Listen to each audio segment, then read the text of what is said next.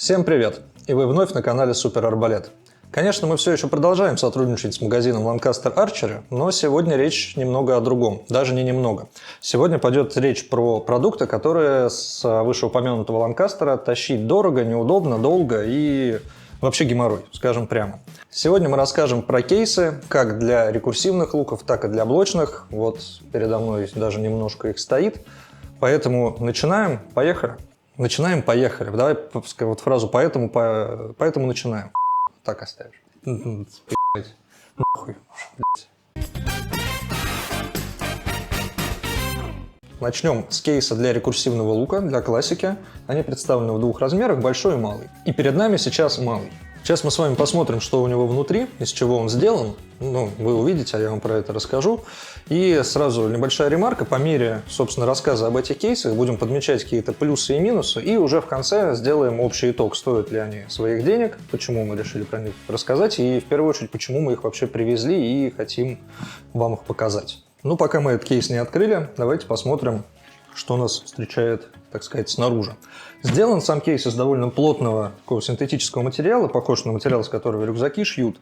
Какой-либо влагозащиты не заявлено, но по опыту пользования, мой коллега пользовался подобным кейсом, только для блочного лука, ничего не промокает, да и в принципе не должно. Материал не вызывает, по крайней мере, визуальное ощущение, что он должен промокать. Но отдельно этого нету. Производитель нам не сказал, что типа вот, можно хоть в воду, хоть куда. Нет, этого не сказано, но дожди вполне себе переживают. Для пущей надежности и собственного успокоения можно побрызгать специальным составом. Для влагозащиты такие продаются как для обуви, то есть там для кожаных вещей, для синтетических материалов. И, в принципе, я думаю, после этой обработки уже совсем ничего страшного не будет.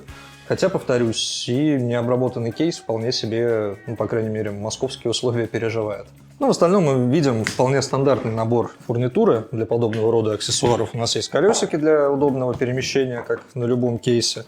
Колесики на подшипниках крутятся весьма бодро, поэтому помимо своих основных задач можно еще просто себя поразвлекать, поставить колесики, покрутить. Также у нас имеются тут защитные салазки. Можно открутить колесики и кататься с горки ледяной, но можно использовать по назначению и ставить свой кейс в любую грязь, которую вы смогли найти на своем пути, и быть уверенным, что этот замечательный красный цвет останется столь же ярким. С другой стороны, с торца у нас тут тоже есть такая резиновая защита, немного колючая. Но вот здесь вот начинаются как раз нюансы, о которых я говорил.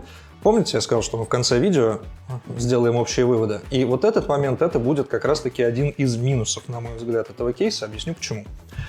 Смотрите. Да, вроде все круто, у нас есть защита, и чисто теоретически мы можем поставить этот кейс на торец, открыть его и пользоваться, или просто поставить. Но этой защите немножко мешают вот эти ремни, с помощью которых мы можем стянуть кейс. Потому мешают они каким образом? Застежки, ну, фастексы, они расположены таким образом, что когда мы поставим этот кейс, мы поставим его не на защитные ножки, мы поставим его на крепление. И, соответственно, мы их как минимум поцарапаем, если на что-то твердое поставим, на асфальт, например. Но, скорее всего, просто рано или поздно сломаем. И как-то избежать этого здесь невозможно, потому что, как мы видим, эти ремни, они вшиты, собственно, в сам кейс. То есть решение, с одной стороны, вроде интересное, ну как бы да, ну, нам нужно защитить торец, чтобы мы могли пользоваться, ставить куда угодно, но вот реализация немного подкачала, записываем в минусы. Также еще один момент, который, по моему мнению, можно отнести к минусам, но вы в комментариях меня поправите. Может быть, я не прав, и так делают все, и я вообще зря на это обратил внимание. Внимание я обратил вот на что. Колесики, салазки защитные, в общем, вот это навесное оборудование, если можно его назвать так, в этом кейсе крепится, собственно, к кейсу с помощью заклепок. И, соответственно, если нам потребуется какой-то ремонт или замена этой клепки, ну, всякое может случиться, вырвет там одну из них, не знаю, где-нибудь по пересеченной местности покатаетесь с ним, то для этой, собственно, замены нам потребуется специальное оборудование, как минимум заклепочник. И умение с ним обращаться, хотелось мне сказать, но я так подумал, все-таки там особо много ума не надо. Все довольно просто, но, тем не менее, это сложнее, нежели если бы тут все было на винтах, которые можно открутить и закрутить обратно. Но, да, этот момент я хоть к минусам и отношу, но производитель нам все равно оставил небольшую лазейку, чтобы ремонт был попроще, но это я вам покажу чуть позже. В остальном, в принципе, все тоже довольно логично и стандартно. У нас есть крепление для ремешка, он в комплекте, то есть, чтобы была возможность на плече переносить. Также есть специальные вот эти застежки с ремнями, вышеупомянутые. Ну, они думаю, точно не помешают, потому что, там, возвращаясь, например, с соревнований, когда помимо у вас вашей формы еще и наворованная у своих коллег по команде, то чтобы не портить молнию, потому что чемодан раздутый, эти ремни вам помогут, собственно, сохранят молнию в сохранности. Ну и чтобы совсем уже все отметить, да, тут есть ручка и специальный кармашек с окошком, чтобы вы могли сюда вставить бирку с своим именем и никогда его не забывать. Ну что ж, давайте посмотрим, что у нашего красавца цвета страсти внутри. Для этого мы его откроем.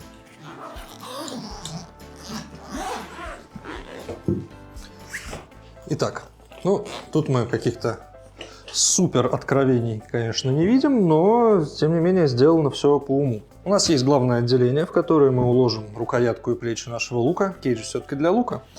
Продумано оно весьма интересно, на мой взгляд. Может быть, во многих других кейсах то же самое, но мне вот это прям понравилось. То, что у нас здесь такой есть коврик ворсистый и все крепления на липучках. То есть мы можем пространство организовывать так, как удобно нам. Можем выстроить все в ряд, поместить сюда одно плечо и поехать с ним на соревнования. Ну, как все делают. Вторая створка нашего кейса выделена под аксессуары и разделена на 3 кармана. 2 сетчатых, один поменьше, другой побольше. Но тот, что поменьше, все равно здоровый. В глубину он где-то сантиметров 6. Конечно, ну, логично предположить, что он и предназначен под всякие мелочи, типа краги, напальчников, ну и прочих аксессуаров, которые вам нужны в стрельбе. Но карман хоть и на этой створке самый маленький, но все равно довольно большой. Ну и в принципе, я думаю, это такая болячка не только этого кейса, а кейса в принципе. Многие спортсмены, я видел, они вот в один из карманов под мелочи кладут свой органайзер, уже маленький, в котором вот самая-самая мелочевка и хранится. Потому что здесь она вся разлетится и вообще будет некрасиво. Ну, в принципе, да. Но я тут за кадром еще небольшие замеры провел. Мои кроссовки 42,5 размера сюда идеально вмещаются, так что можно этот карман использовать подобно. Но решать вам, повторюсь, вы сами хозяева своей жизни. Второй такой же кармашек, сетчатый, он у нас уже побольше. Ну, тут тоже кто во что гораздо, но с учетом того, что это спортивный кейс, я думаю, будет логично, если мы в основное отделение кладем наш спортивный инвентарь, то бишь лук, сюда мы кладем сменную обувь, а сюда мы кладем спортивную форму. Я думаю, сюда все как раз и влезет. Так, само отделение предназначено для стрел и стабилизаторов. Тут есть, конечно, небольшой нюанс. По размерам все хорошо. Тут у нас есть палка 30-дюймовая, она даже немножко побольше, потому что с грузиками, поэтому я думаю, тут дюйма 32 у нас есть. Вот все замечательно вылезает, можно застегнуть. Также сюда можно положить стрелы, но положить их можно россыпью, если вы хотите держать тут еще и стабилизатор. Почему? Объясняю. Если мы сюда положим тубус, а нам этот кармашек позволит это сделать, складем тубус с нашими любимыми стрелами, закрываем, все хорошо. Но вот если мы туда еще и палку попытаемся засунуть, то будет уже все не очень хорошо. И, конечно, чисто теоретически можно попробовать, вот у меня даже получилось, но уже прям застегивается трудно. Но есть опасность того, что молния разойдется, и они будут дальше пытаться застегнуть. Вот. Но, как мы видим, а из того, что мы видим, мы делаем вывод, что мы либо храним в этом отделении отдельно стабилизатор и отдельно стрелы россыпью, либо мы сюда кладем просто тубус со стрелами, а стабилизатор уже располагаем где-то в самом кейсе. Ну, благо, супер возможность организации пространства нам, я думаю, в этом поможет. Или стабилизатор со стрелами. Ну да. Ну или вот, как сказал оператор, можно в тубус положить стабилизатор и вместе со стрелами его возить. Ну, можно так, да. Почти все про этот конкретный кейс рассказал. Единственное, что хочу показать, это, скажем так, углубиться еще немножко поглубже и показать вам, что находится совсем внутри кейса, из чего он, собственно, состоит.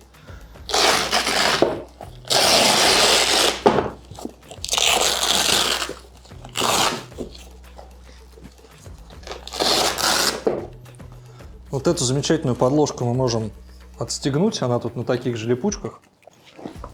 Ну да, здесь мы видим жесткую пластиковую стенку. И вот как раз помните, я вам говорил, когда рассказывал о том, что клепки это минус, что производитель все-таки оставил небольшую лазейку. Если нам это потребуется, все эти проставки мы можем также вытащить, соответственно, у нас будет доступ к клепкам, и мы можем заняться ремонтом, если он нам будет необходим. Но будем надеяться, что кейсы вечные, и ремонтировать их не придется никогда. Но, тем не менее, возможность есть, если что.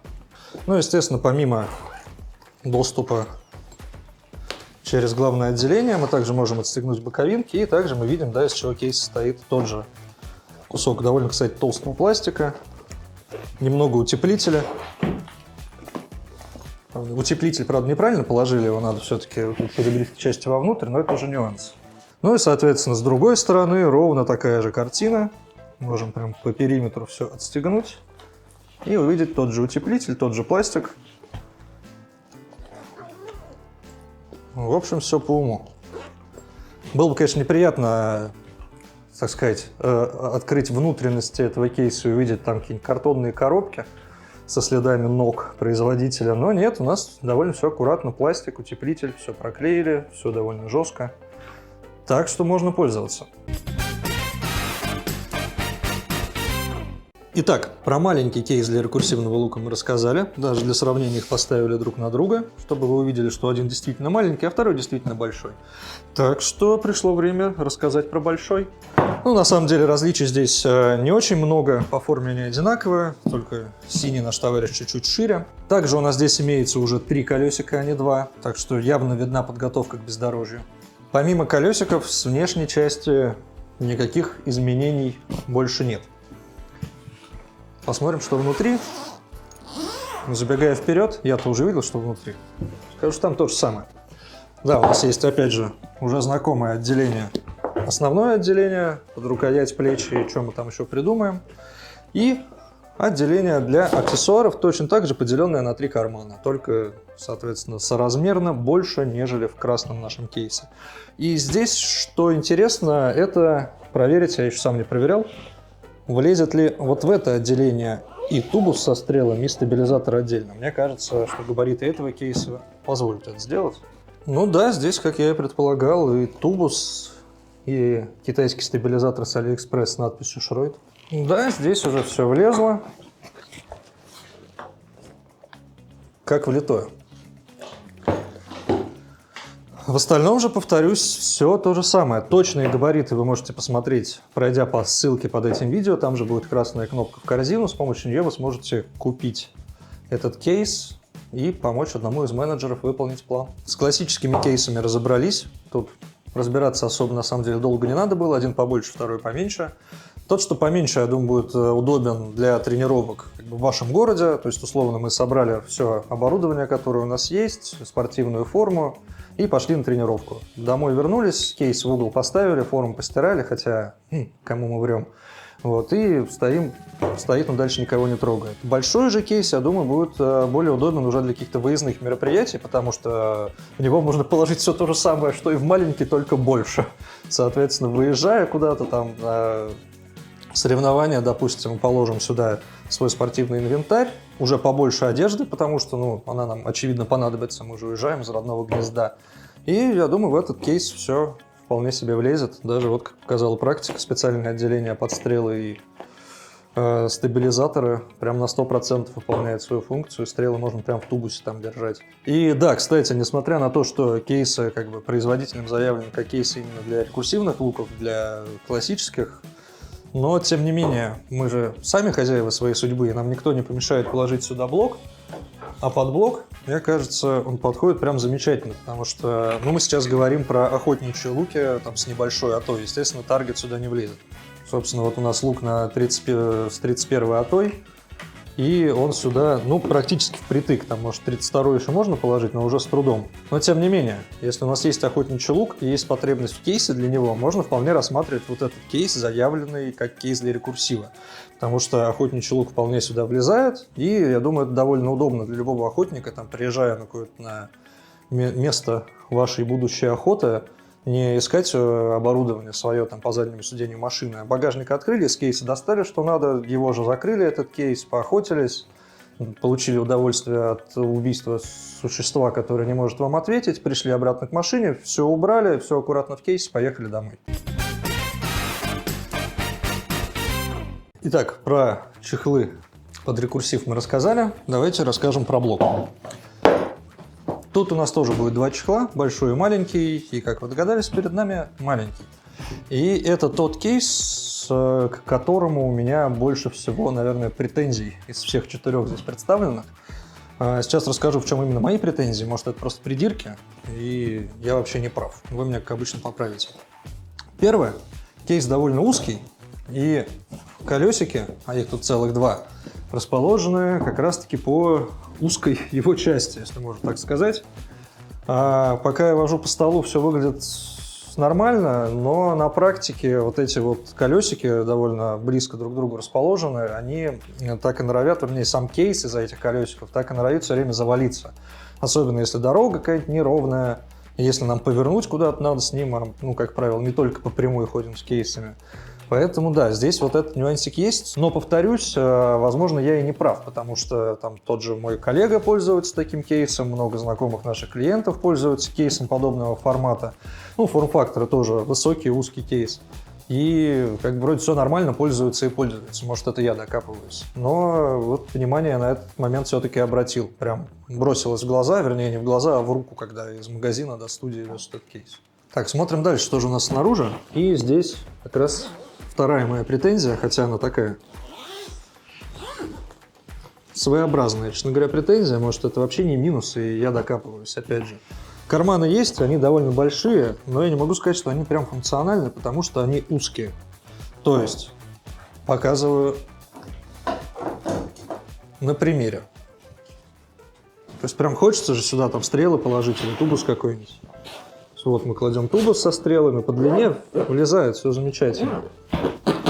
Но вот застегнуть мы уже, ну, видите, что происходит. Не хватает банально ширины кармана. То есть они как бы есть, они вроде даже визуально большие, а вот для чего их использовать, непонятно. Тут есть второй такой же, он абсолютно симметричный. То есть понятно, что там можно какие-нибудь шмотки все-таки туда набросать, там футболки скомкать, можно взять чебурек, там другой карман, ну, то есть что-то плоское. Но все равно, мне кажется, не слишком функционально. И последнее, о чем стоит рассказать, разглядывая внешнюю сторону нашего кейса, и также моя третья и последняя претензия к этому кейсу, это молния. Сделана она нормально, то есть точно такие же бегунки, как на всех остальных кейсах, которые вы уже видели. Также есть возможность установить замок, правда, именно на этой молнии непонятно, какой замок сюда можно установить, стяжку можно повесить максимум. Мне не понравилась вот эта вот веревочка, соединяющая молнии. Конечно, она призвана, чтобы облегчить нам жизнь, и мы могли одним движением сразу обе молнии расстегнуть, и они даже расстегиваются. Но обратно вот уже... Но сейчас, конечно, не было видно тех нюансов, о которых я говорю.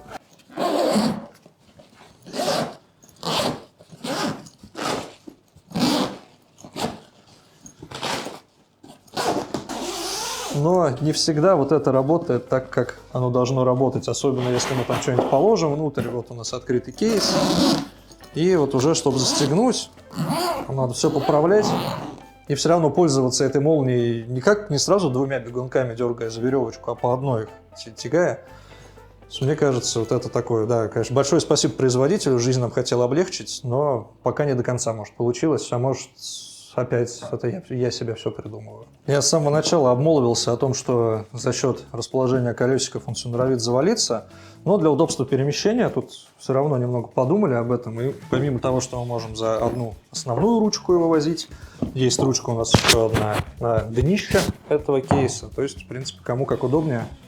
Взяли, повезли или понесли. Ну и давайте приступим к самому главному, посмотрим, что у нас там внутри. Так, что же мы видим? Ну, по стандарту у нас два отделения с таким плотным разделителем между ними. Одно отделение основное, естественно, под лук. Тут у нас есть такие резинки на липучках. Соответственно, лук положили, закрепили. И переходим ко второму отделению. Второе отделение у нас имеет одно большое общее пространство и также уже знакомые нам кармашки с сеточкой. Лук положили, под остальной инвентарь тоже довольно большое отделение, поэтому как бы к внутреннему убранству у меня претензий нет. Открывать мы его сейчас не будем до конца, уж как предыдущие кейсы, я вам на них все показал, но здесь также есть молнии по краям, расстегнув которые, мы получим доступ, собственно, к внутрянке этого кейса. И, как мы помним, там нас будет ждать пластиковая пластина с утеплителем для мягкости и прочности. Ладно, на самом деле, да, вот это вот про внутрянку я уж начал тут говорить еще раз. Несмотря на то, что, может быть, это как-то выглядит, ну, на первый взгляд, неприглядно, что у нас там кусок пластика да утеплитель, но на самом деле стенка у этого кейса в итоге получается там такая довольно внушительная, сантиметра по 3, наверное, толщиной. Там на роликах, наверное, это там не сильно видно, но не стоит бояться о том, что какой-нибудь легонький удар в ваш кейс и сможет повредить ваш лук. Нет, о защите тут тоже подумали. И последнее, о чем мы сегодня расскажем, это уже большой кейс для блочного лука, для блочных луков. Ну и в конце сделаем выводы. Поехали. Здесь мы видим уже нормальное расположение колес. У нас есть 3 колеса, и каких-то проблем с перемещением этого кейса уже нет. Упомянутое выше не самое удачное решение с ножками, потому что здесь ремешки и фастексы идут точно так же, чуть сильнее выступают, нежели эти ножки, то есть пользоваться ими, опять же, нам будет некомфортно, скорее всего. Здесь мы видим, опять же, защитные вот эти салазки, ручку. Ну, колесики выше обозначены. Также все на клепках, то есть в фурнитуре, в материалах изменений каких-либо нет у всех 4 кейсов. В расположении, да, всех мелочей, конечно, есть, но иначе зачем делать 4 модели. По поводу ручек. Вот этот момент хотелось бы выделить отдельно. Их на самом деле по всему кейсу довольно много. Ну, как не прям супер много, но я думаю, все варианты перемещения мы с помощью этих ручек опробовать сможем и выберем для себя самый удобный. То есть помимо стандартной есть, который мы берем как чемодан и несем, это логично. У нас есть на внешней стороне вот такие 2 замечательные рукоятки. Это если мы неудачно выступили на соревнованиях, тренер ругается, мы можем вот так защищаться. Очень удобно. И, соответственно, для перемещения с помощью колесиков у нас тоже есть отдельная пластиковая рукоятка. Мы можем кейс возить, ну, как я уже показывал, держать за эту ручку, можем чуть-чуть так его приподнять, взять за эту ручку. В общем, в плане перемещения вопросов нет. Все удобно, ручек много, они на нужных местах, поэтому трогаем все ручки, выбираем самые удобные и пользуемся ими дальше. Дальше. Также мы тут видим парочку карманов с внешней стороны. Карманы тоже... Есть у меня к ним парочка вопросиков, но ладно, к этому единственный вопрос, то, что он максимально снизу, и, ну, не знаю, я бы что-то ценное, наверное, вряд ли бы сюда положил, но, тем не менее, карман есть и можно пользоваться, это скорее плюс, нежели минус. А вот карман сверху, потому что, как бы у нас предполагается, что верх кейса вот он. А вот карман сверху уже своеобразный. Если кейс стоит, и мы откроем этот карман, то, как нетрудно догадаться, из этого кармана у нас все выпадет. Зачем его делать такой конфигурации, я не знаю, но будем надеяться, что производитель нас увидит и не будет ругаться, а просто поймет, что да, есть решение замечательное, а есть не очень удачное, и есть куда расти. Вот, ну, в основном карман и карман. Тут у нас лежит ремешок. Каждому кейсу, я повторюсь, есть ремешок. И маленький кармашек с окошком для вашей бирки. Полезли внутрь, посмотрим, что внутри. И я думаю, это особенно интересно. Чуть-чуть сейчас остановимся. Я думаю, увлеченный человек уже заметил, что этот кейс очень похож на некоторые американские кейсы. То есть я его вижу прям точь-в-точь таким же, как кейс от Easton. Мой оператор мне подсказывает, что Legend делали точно такие же кейсы. Точно такие же, я имею в виду не прямоугольную форму, а именно абсолютно такие же, вплоть до расположения карманов. Поэтому смотрим, что внутри, и заодно сравним, насколько это лучше или хуже, чем у кейсов из США. Итак, что же нас встречает внутри? Ну, как ни странно, у нас есть основное отделение и не совсем основное, и разделено все вот таким вот чудесным разделителем. Таких разделителей мы не видели в кейсах для классических луков, потому что, ну, классикам важнее попадание, а блочникам внешний вид своего лука, поэтому, да, здесь все защищено. Но на самом деле, помимо функции просто разделения пространства, это можно использовать для организации пространства для 2 луков. Единственное, что закрепить мы сможем только один из них. То есть, ну, ничего страшного, мы можем закрепить там свой любимый Мэтьюс, а Монконг CB50 вашей жены положить просто сверху, уже не важно, что там с ним случится. Ну и второе отделение, вторая часть нашего кейса, уже под аксессуары все необходимое. Давайте сейчас отстегну, чтобы понагляднее было. Кстати, да, каждый из кейсов, ну, кроме узкого кейса для блочного лука, имеет такие же крепления, держатели.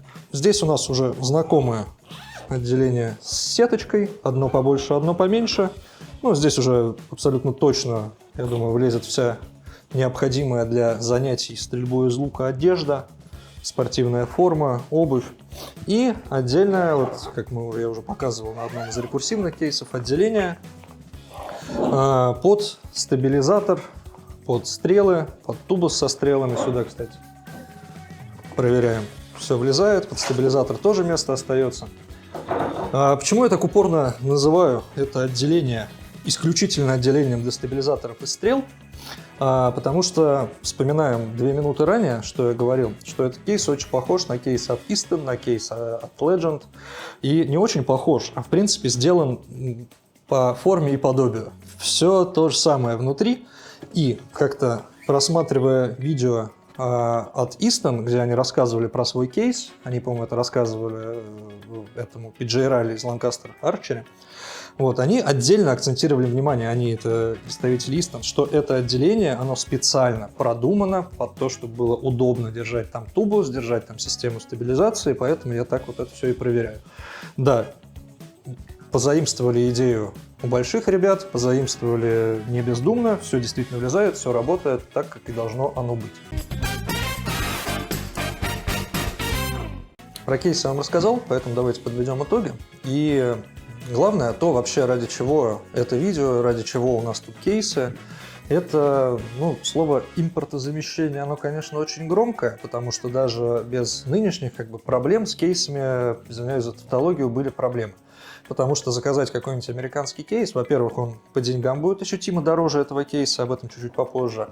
Плюс мы всегда встревали еще на оплату логистики, потому что кейс штука довольно габаритная, и за его доставку мы платили там чуть ли не полцены от его, собственно, цены в долларах. И, естественно, этот кейс выходил там как что-то золотое. Он там уже, конечно, несравнимо с луком стоил, но довольно близко к этому, в зависимости от того, какой лук у вас в этом кейсе. Эти же кейсы сделаны в России. Соответственно, проблема с логистикой у нас отпадает. То есть у нас уже идет минус цена. Второй момент – это такой, трудно назвать это минусом, это факт, но из этого минуса у нас вырастает плюс. Объясню. Это материалы, которые здесь использованы. Я уже сегодня в ролике ссылался на видео от Easton, где они рассказывали про кейсы. И вот что там меня зацепило, то, что про каждый аспект этого кейса рассказывалось так, что становилось понятно, что над этим аспектом действительно думали. То есть, объясню, рассказывая про молнию, нам представитель Easton рассказал, что они изменили свой подход вообще к производству этой молнии, она теперь будет долговечнее в 10 раз. Рассказывая про это отделение для стабилизации стрел, они тоже отдельно выделили тот момент, что они переработали это отделение, и оно стало гораздо комфортнее в использовании, нежели на кейсах их предыдущей генерации. И поскольку здесь мы видим, что кейс практически слизан с Easton, то можем сказать, что да, это решение мы можем использовать и здесь, заплатив гораздо меньшие деньги, нежели за Easton.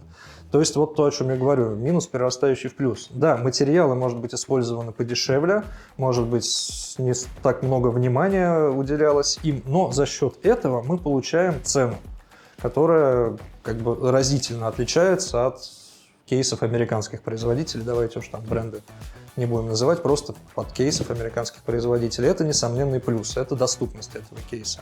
Повторюсь, она обусловлена материалами и отсутствием потребности в довольно дорогой и долгой логистике.